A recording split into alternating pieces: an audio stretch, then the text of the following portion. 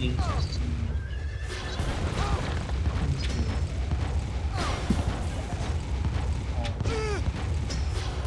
Ermitan. This dark lord siya. So, ganun of course may channels. Hindi ganito na little bit builds. Naka-off natin. So, muna natin sa hero para makita niyo ang aga. So, overall beauty is for tayo.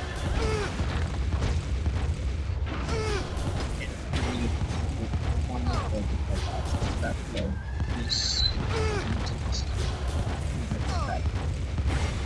so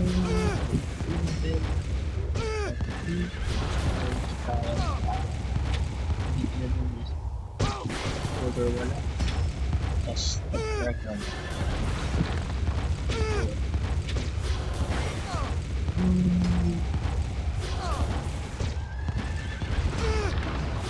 Basically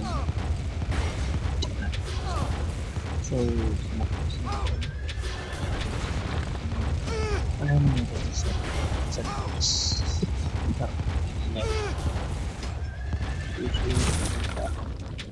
teka lang, so for naman tayo pa tayo. So yung set ko is 11 which is 3 option, no? Na naka plus 27 at saka naka plus 8 yung boost. So yung ating armor is full option tier 11 plus 27 ups tas naka plus 8, no? Creeps 27 gloves natin na full option din. Tapos and sa ating BD option wala ka so wala ito na wala plus 40 tsaka plus 9 at ating all actually meron so tawag so meron ako 8 so we use 4.3 PDR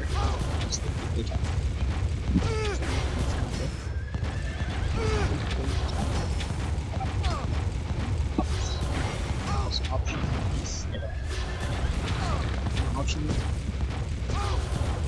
and sa ating viewing na top and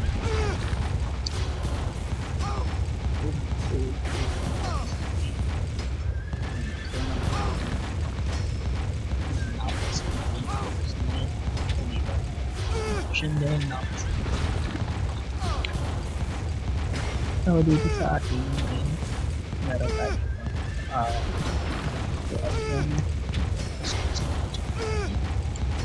basically same lang din so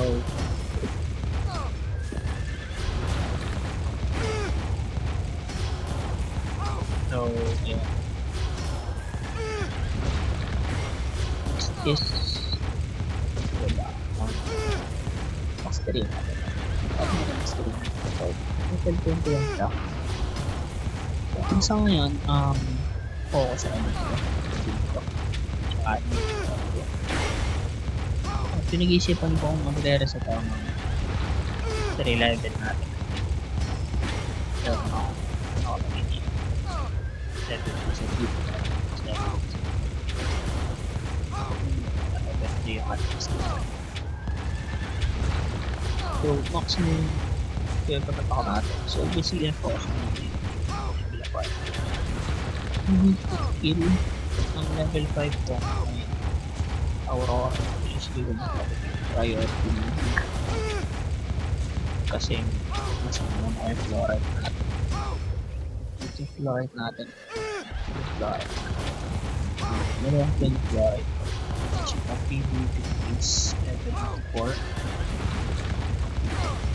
So ngayon nakapang-form ako is level 6 inayos na para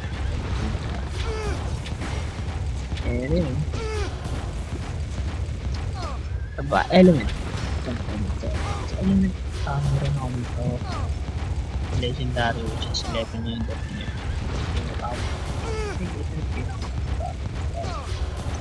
legendary meron akong ilang bakit 1, 2, 3 meron akong yung sa inlay natin halos level 1 pa lang lahat yun guys, no? So teka lang, hanap muna tayo ng RB para dire-diretso tayo, no? So RB muna tayo. And so ayan, ito ay element natin. So sa inlay natin mostly ano lang, level 2, level 1 lang sila. Na priority ko itong holy, ito holy enter ko kasi itong holy enter guys is ano yan itong skill niya is being attack has 2.5% chance to ignore element damage this time. So ang CD niya is 37, so extra ko natin yung sa character. So yun, next natin is ito constellation natin. So ang bonds pa lang na nabubuo natin is itong purified putrefied na bond which is plus 1% damage reduction. So basically yan pala yung ating constellation and may tao dito, so lipat tayo sa war tribal. Yan lang so kung makikita nyo meron ako isang legendary na constellation and pinag-isip mo kung ibebenta ko siya kasi dami tao din kasi kung ibebenta ko siya guys ano lang siya men kung ibebenta ko siya 5M siya pero yung option niya is hindi pa masyadong pinapansin dito sa server namin yung band niya na SD up ito ayan sa SD up siya kaya ang ginawa ko na lang sinunod ko na lang muna for the meantime kasi wala pa naman masyadong naghahanap na SD up na option so yun sa mount natin bit ganun pa lahat meron sa RB men RB na nga isa tapos lahat meron tol ito na tayo sa sanctuary para wala masyadong tao yan so lipot na tayo dyan so mapapapansin nyo nakalow lang yung graphics ko guys no kasi para hindi masyadong mag-init yung ating device chill lang tayo guys yan. So yung mount natin meron ako level 1 na tag dito Ferrero ba to? Ewan sa flame full form siya level 1 tsaka level 1 na unicorn and dito black horse na syempre pang meat ang style natin is nakaano ko dito preset na armor at meron armor boots ganda nito armor boots tsaka yun lang pala preset armor chop so glorious kompleto helm espada shield armor gloves shield tsaka wala pa akong boots wala pa what? Wala pa pala akong boots doon so yun pa na so meron din pala guys infinity yan yun lang si Ray easy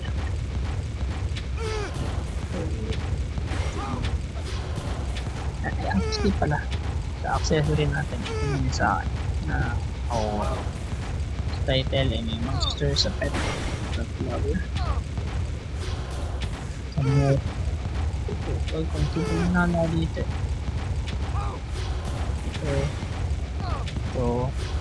dalawa, yun. So, yun. Yeah. Tayo mo guys, ano pa yun? Basically yun lang, update natin sa ating Lord SDR type. So, guys, yun, update ko na lang guys sa mga susunod natin upgrades sa gagawin natin build. Ay, actually meron pa palang kulang yung skill natin. So yung far chain ko tsaka yung aking far skill is level 5 kasi ito yung ginagamit ko kapag yung far skill yung ginagamit sa mga pang DS, line AFK. Itong level 5 chain yung main skill ko, pang PvP, pang quad ng RP, pang boss, gold boss, lahat. Ito ko sa Aurora, hindi siya nalelo ko. Pero malaki naman dito. Dark Cloud level 4, Earthquake na set, level 3, so binit mo mag-reset ulit ng skin. Kaso, hintay pa ako ng saan ba yun? Naghihintay pa ako ng mga quartz po tawag na mas naghihintay pa ako. So guys, kung meron kayo dyan mga tips, pwede mo comment dito sa baba, pwede i-apply na. Ayan, tips na pwede natin apply. Hindi matapos mo pa. Tama chill gaming lang tayo. So far, kompleto na natin ito. Hindi natin lahat. Ang bit hindi ginagawa na dito na yung cost price. You know, yung tamang so natin.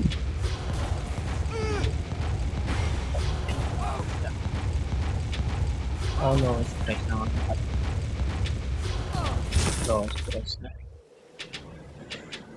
So basically yun lang guys, update natin sa ating Dark Cloud SDR build dito sa MU1. So kita na guys sa video natin. Hopefully magkaroon tayo ng magandang upgrade yung factor.